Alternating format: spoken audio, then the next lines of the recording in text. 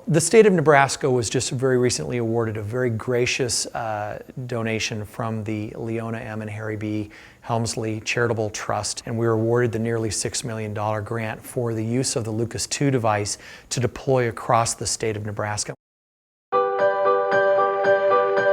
We're a town of 7,000. We run about 1,000 calls a year, so we see a lot of the same people. It doesn't take long to know people in this town. Everybody knows everybody, just like every small town.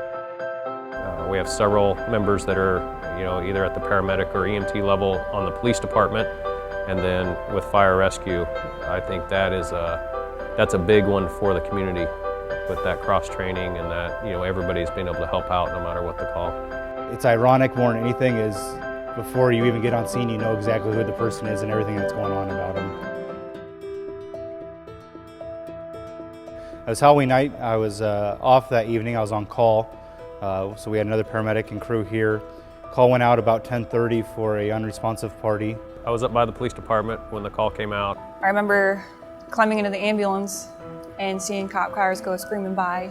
Unknown, whether or not they were breathing or not. While we were en route to the scene, dispatch informed us that it was one of our deputies.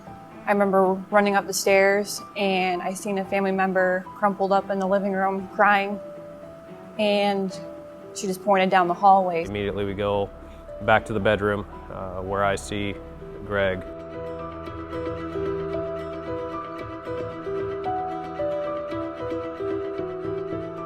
And I saw the patient on the floor, unconscious, with two police officers already initiating CPR with their device. You're hoping for the best, but it does get a lot more emotional. A lot more emotions play into that when it's somebody you know. Seeing Greg there and working on him and knowing that person had that connection, not saying that you don't try harder, but you definitely put a little bit more into it, and a lot more anxiety gets into the call.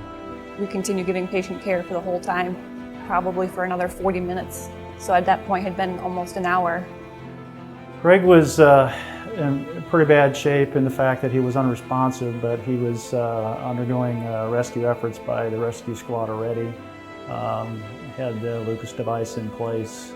After we got our rhythm back, we probably lost him another half dozen times.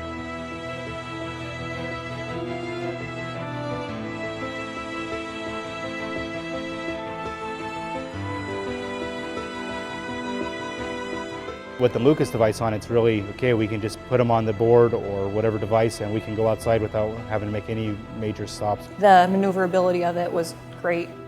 In the transition from taking him from the gurney to the bed, we could continue with the CPR while we were still moving the patient.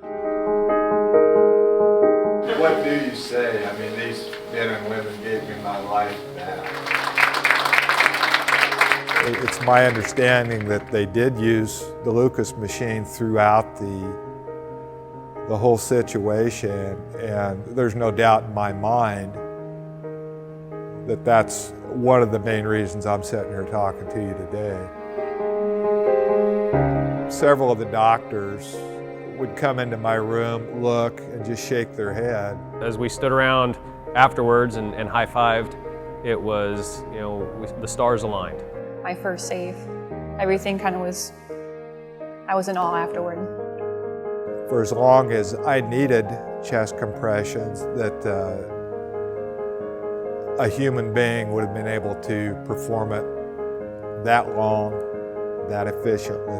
Combination of good citizen bystander CPR and the use of a good piece of technology, it's an incredibly cost-effective use of resources.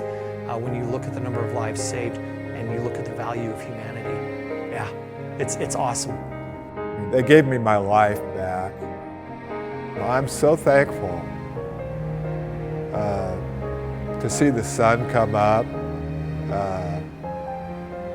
to see snow on the ground. Just everything you took for granted before is special.